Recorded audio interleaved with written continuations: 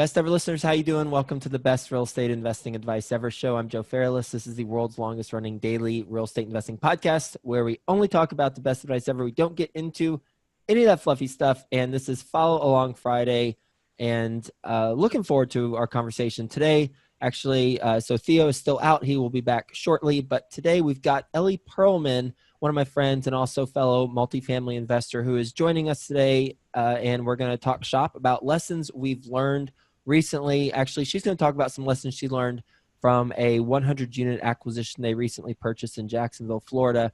And I'm going to answer a listener question about what he's looking to do because I think it can be applied to other best ever listeners who are in a similar position. So first off, Ellie, hello, how you doing?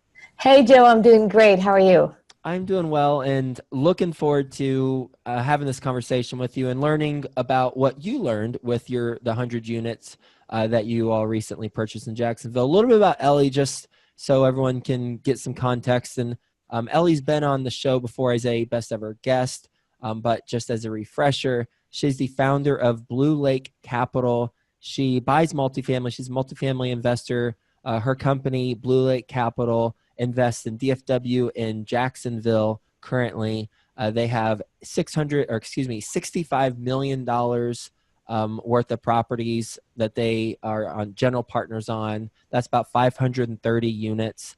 And she is a fellow podcaster, a podcast called That Really Happened. And so with that being said, Ellie, let's go right into it. What are some things that you learned recently?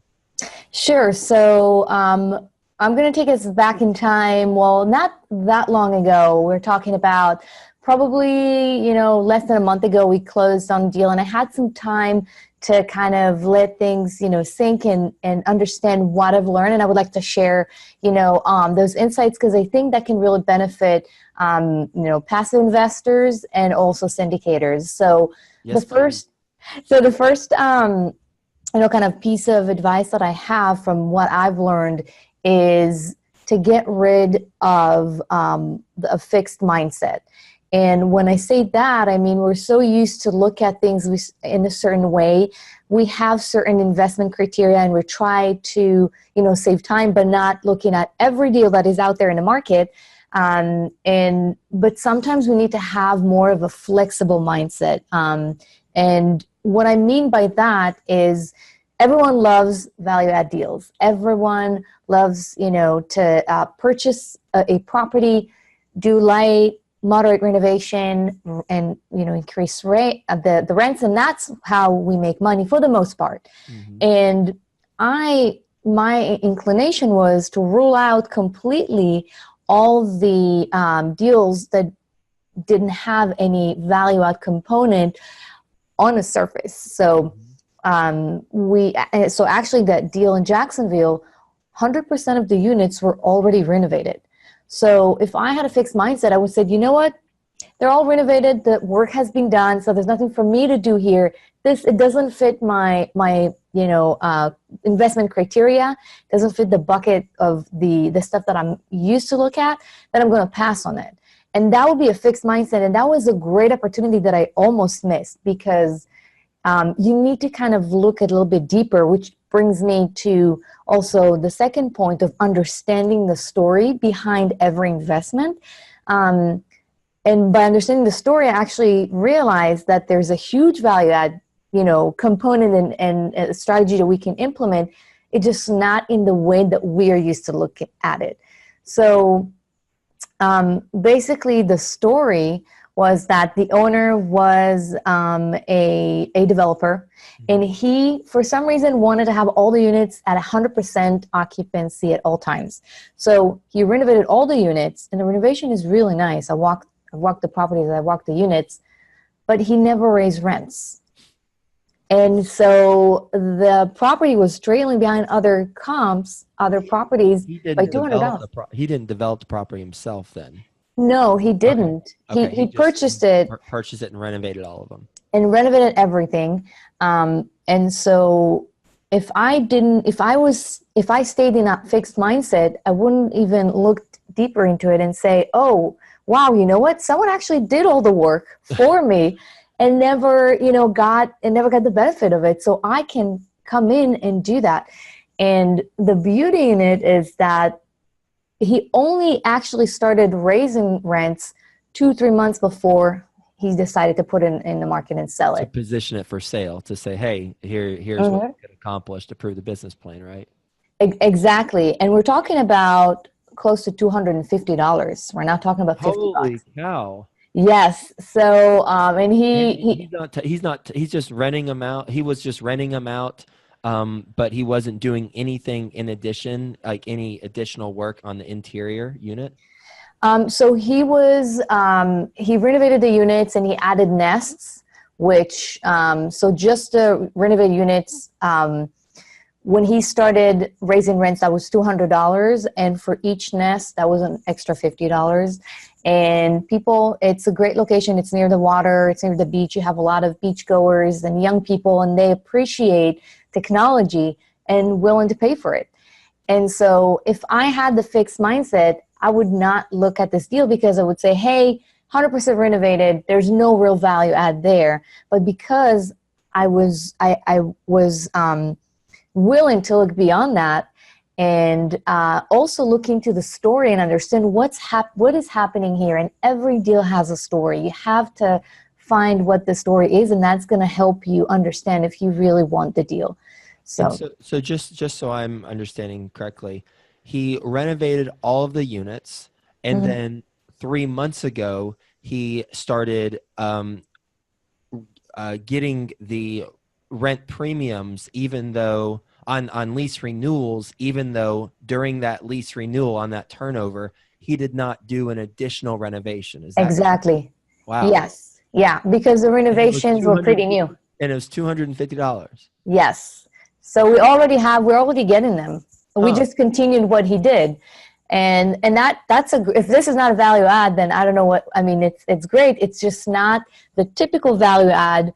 Let's buy a property, let's renovate it, and then increase rents. And actually, I've had some pushback from some investors who said, the renovation, the value add component is very light. I'm looking for something a bit more, significant than that. And I said, this is the dream of every investor. You want to have someone else doing all the work for you because the renovations were completed not so long ago. And he basically did the work for us. And some of them understood it and said, oh, wow, you know what, this is a great opportunity. And some of it decided not to invest because they're used to see an investment that you actually put $5,000, $6,000, $7,000 out of pocket to renovate each unit so you can justify those $150, $200 rent, increases. They got that fixed mindset.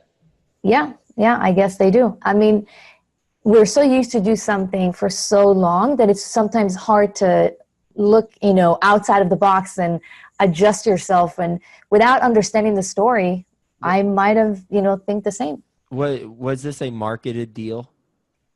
No, it was off market. And how did you come across it off market? So I've partnered with a company that actually knew the broker. Okay. And the broker had it. It was a pocket. The broker. Yes. Okay. Yeah. And when the broker when the broker said, hey, I've got this deal, did they mention, and by the way, the value's already added, you just got to buy this puppy and then increase the rents on turnovers? Not at first, but at some point we understood that pretty quickly. Yeah. And I think not that the seller had seller remorse, but he actually admitted to the broker, I'm dumb. I should have done it, a year ago when I just finished the renovations. And he understood that he left a lot of money on the table. Yeah. That's you know what though? I bet he made a lot of money still. With the sale of the deal. So everybody wins. I hadn't heard of that size of property. How 100 unit? Yes. Okay. I hadn't heard of that size of property have that type of story before. So, but it's amazing that, we're dealing with large numbers. Right. It's a 100-unit property. So, it's a multi-million-dollar property, I'm assuming. Mm-hmm. And so it just takes a handful of those, if we come across a handful of those, to make a huge financial difference to our investors, and then also, our team. So thank you for sharing that. And I think a component to that is being very knowledgeable about the market and the submarket, because if you don't know the market and the submarket like the back of your hand, then you're not going to see that there's some dramatic rent increases that can be achieved without doing any work on the interior of the units, because you don't know the comps, and you don't really know that that's possible. And someone who does come across that deal, even though it's a pocket listing, it's likely that you all weren't the only ones that were seeing this pocket listing. Probably a handful of people or groups were seeing the pocket listing. So it's Right. likely that other groups are going to pick up on that. So it just shows the importance of you all knowing that market and the submarket, and being able to see that opportunity and quickly jumping on it. Yeah, absolutely. Without knowing the market like the back of your hand and the immediate area surrounding the investment, you can't really know if $100 or $150 are reasonable, or maybe you can get more, and what's the level of renovation that is needed. So we knew, we drove the property, we drove other properties nearby. We knew how much they're charging, and we knew that their interiors are either at the same level or not as nice, and they were charging more. So we knew we have some room to push the unit. So that was, one or two things that I've learned from this experience. So get rid of the fixed mindset and understand the story behind the investment. That's really going to help you understand if there's a real value in the investment. And then the third point that I wanted to talk about is from the capital raising standpoint. So when we raised money for the deal, I thought the value add is so clear here. It's going to be very easy to raise money. And it's not the hardest thing in the world, but it's never the easiest thing. And I would say always raise more money than you think you need. So if you need to raise $1 million, aim to raise 1.3 or 1.2. At least 20 to 25% more, because people will surprise you. Investors that are ecstatic about an investment, even those who sign a PPM, sometimes say, listen, something happened, I can move forward. And you don't want to get to the point where you're about to close the deal in a week and you don't have all the equity already lined up. So always plan to raise more than you need, because always expect surprises. That's all I can say. I have two comments to that. I agree. Happens with our deals too. One, just to clarify, when you say always raise more than you need, you're telling the individuals after you have what you need that you are on reserve, and should something unexpected take place. So you're not actually bringing the backups in immediately. Oh, of course. You're just saying, hey, you're on reserve, and should something change with the current investor. So that's one thing, just to clarify. Then two, I actually have a list that we keep of decommitments. So investors who commit, but then later decommit after they said they were going to commit. And totally get it that, things come up, it's crazy. We've done a decent amount of deals, so I've heard a lot of different circumstances for why they committed, then they're decommitting. But I have a rule where if someone does that 3 times, then I'm going to remove them from my list. So, first time, hey, totally get it. Second time, I understand, perhaps some circumstance took place twice. But then if they commit and then decommit a third time, then they're just not the right investor for us. So we actually have a running total of our spreadsheet internally of people who have committed and then decommitted. Yeah, I think it's a really good, advice. And the way that I see it, we're partners. So I observe investors, and I actually choose my investors. And that's the beauty in what we do. We get to choose who we want to work with and who we're partnering with. And that's definitely part of it. If I totally understand, and life, and things happen, But you're right. If it happens more than once, more than twice, it's not really different than getting to business with any other, partner. And if something happens and they don't really, if they don't do what they say they're going to do once or twice, you can't understand. But 3 times or more, it's a pattern. So Right. Yep. choose your partners wisely. Yep. Agreed. Well, thank you for that. That's some good stuff. I'm grateful that you shared that story, and I'm sure a lot of the best ever listeners are as well. Did you have more than 3 points, or did you have 1, 2, 3 points? No, that's what I have for today. All right, cool. And so I got a message on LinkedIn from a best ever listener, and I won't read all of it, but I'll just read some of it and I'll get to the question. So he says, I am so grateful I have your podcast as a resource to help me grow as an individual. Thank you. I would love a way to find a way to bring value to you. I currently have $200,000 to $300,000 that I want to invest by the end of the year that will yield a high return enough for me to quit my job. I feel like I need $5,300 a month. And I currently own 4 residential units, and I want to grow that to share ownership of 1,000 units of basically 1,000 units. And then he says, I've got some sales experience, 6 years of sales experience, 100% commission. And I've been doing it during some times when the market was terrible, but I was still able to thrive.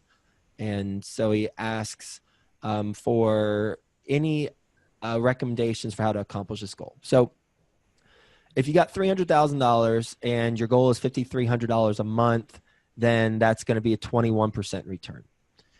So because $5,300 times 12 is $63,300, and then that math works out to 21% return.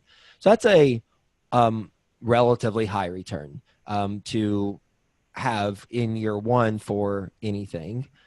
So how I would approach this, and I imagine there's a lot of best ever listeners out there who have some in their savings account or allocated to invest, and are not 100% happy with their current position at their W-2 job. So you might be wondering, how do I approach transitioning out of what I'm doing? And by the way, he says he wants to transition out of what he's doing into real estate syndication or get more involved in real estate. So I imagine there's a lot of people in this situation. Got a good job, got some money, want to get out of your good job and do real estate full-time, or have real estate pay you to do other things that you would like to do with your time full-time. And so there's two considerations. One is your time commitment, and then 2 is your risk tolerance, because there's basically 3 scenarios to consider, but in each of those 3 scenarios, you've got the 2 variables of time commitment and risk tolerance that you need to take a look at, because that's going to influence which of the 3 scenarios you choose. So scenario 1 is you join an established company as a W-2 employee, but you get a small equity stake for the deals that they acquire. So you join in an Ashcroft Capital, or a company that has $500 million or more worth of properties, and they can plug you in to a team, to their team, and if you're valuable enough to that team,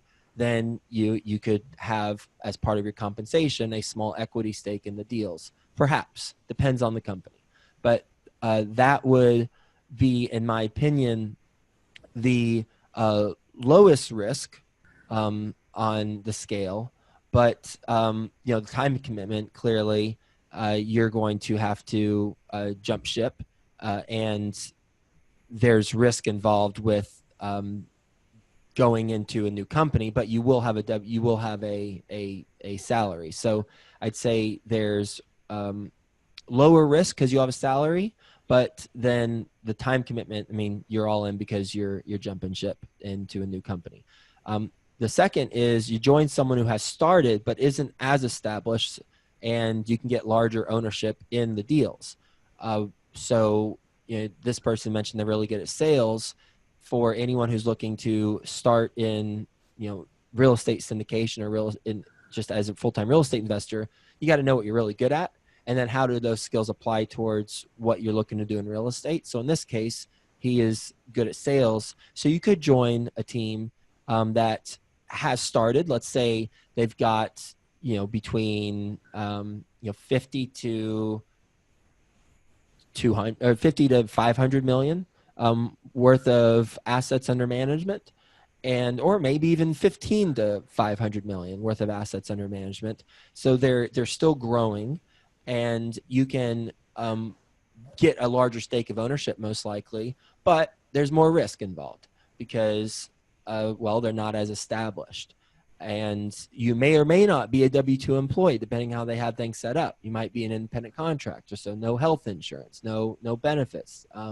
And you might need those things, which again, you have to look at the risk tolerance that you're willing to take, or your risk tolerance. And again, with the time commitment, this is jumping the ship. You're going all in. Now, the third option is less risk tolerance and less of a time commitment, but it will take more time to achieve. And that's to start your own thing on the side. So you keep your full-time job and you start partnering up with people, and then you build it on the side. And then when you've reached a critical mass, or when you've reached a point where you need to focus all your efforts on the apartment syndication or real estate business, then you go do that. But that takes longer. So there's no one answer that I could give you or any best ever listener, because I don't know your risk tolerance. I don't know the time commitment. I don't know your timeline. In this case, this person said within a year. So, perhaps you go either established company, get a small equity stake if possible, or a startup or not as established company, get a larger stake. Because doing it on your own on the side thing is going to likely take more than a calendar year for you to feel comfortable leaving your job. So those are some thoughts those are some things I would consider whenever you're approaching this, because your $300,000 at 21%, it's going to get you your $5,300 a month. But that's likely not going to be an investment that you'll be able to make for the first for a deal, because I don't know any deals. Well, I do know non-real estate deals that project that type of return, but the risk is tremendous. So I would take that 200 to 300K, and I would invest alongside the other investors in the deals that I am a general partner on. So regardless of the option you select, join an established company, join a company that's 15 to 500 million, or start your own. Take that 200 to 300 and invest alongside the investors that you're working with, and that will show alignment of interest. It will not reach the $5,300 goal. Most likely, it won't reach that, but it will get you perhaps halfway there. And then you can use that track record and that experience, regardless of 1, 2, 3 option that you selected, and then grow it to the 5,300. Ellie, what are your thoughts? When I wanted to get into real estate, I actually did something I don't recommend to do. A lot of people go to me and they ask the same thing. They say basically, how do I get started? I decided to start right away and not continue in the path of a W-2. But I think you're right. I think actually I would, for most people, I always say start, don't quit your job, start doing it on the side, start getting involved and see if you even like it. Sometimes we have a vision of what we like, and it's not really, reality and visions or dreams are sometimes different. So it gives you the flexibility to try and see if you like it, and try and see what you're good at and what angle you want to be in. If you want to be on the capital raising side, if you want to be on the acquisition side, or the asset management. So I always say find something you think you're good at, and find a way to bring value to another experienced investor. Join them and get a taste and see what you like. So by the time you're completely transitioning from your W-2 job to full-time active investing, you have some experience, you've built some track record, and you know what you're going to do. And maybe you already met a partner or two that you can kind of, form a company or a partnership. So that would be my advice. Sampling life experiences. I'm a big proponent of that. Ellie, how can the best ever listeners learn more about what you're doing? They can definitely go to my website, ellieperlman.com, and all the information, or just Google my name and they'll see all the information, how to listen to my podcast and how to reach out to me. Can also shoot me an email at ellieperlman.com. That's about it. Cool. Well, best ever listeners, enjoyed our time as always.